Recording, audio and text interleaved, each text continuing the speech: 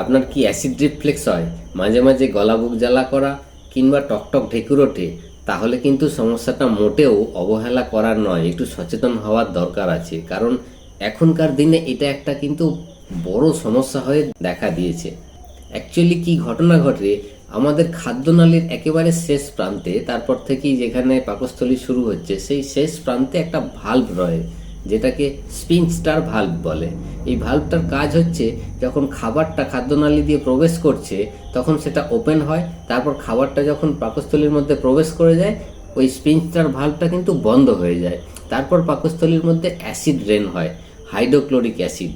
হ্যাঁ, এই অ্যাসিডটা কিন্তু মারাত্মক তীব্র অ্যাসিড।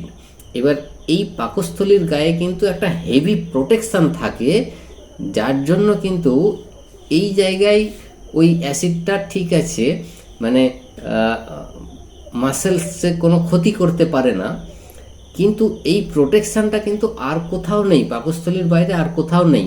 তাই কোনো কারণে যদি এই ভাল্বটা, স্পিনস্টার ভাল্বটা ঠিক সময় বন্ধ না হয়, তার আগেই যদি অ্যাসিড বৃষ্টি শুরু হয়ে যায় পাকস্থলীতে, তাহলে সেই অ্যাসিড কিন্তু খাদ্যনালীতে পৌঁছে যায়, আর তখনই শুরু হয় সমস্যা। প্রথমে জ্বালা জ্বালা করে, তারপর এটা যদি কন্টিনিউ চলতে থাকে তাহলে কিন্তু সেখানে মারাত্মক ক্ষতর সৃষ্টি হয়, সেখান থেকে বহু বহু সমস্যা তৈরি হতে পারে।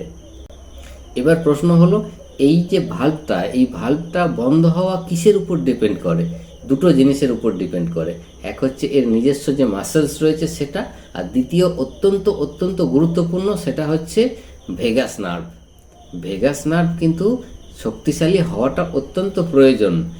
এই জন্যই বলি, ভেগাস নার্ভের উপর যত্ন নিন, আপনার ভেগাল টোনকে আরও উন্নত করুন। ভালো থাকুন, সুস্থ থাকুন।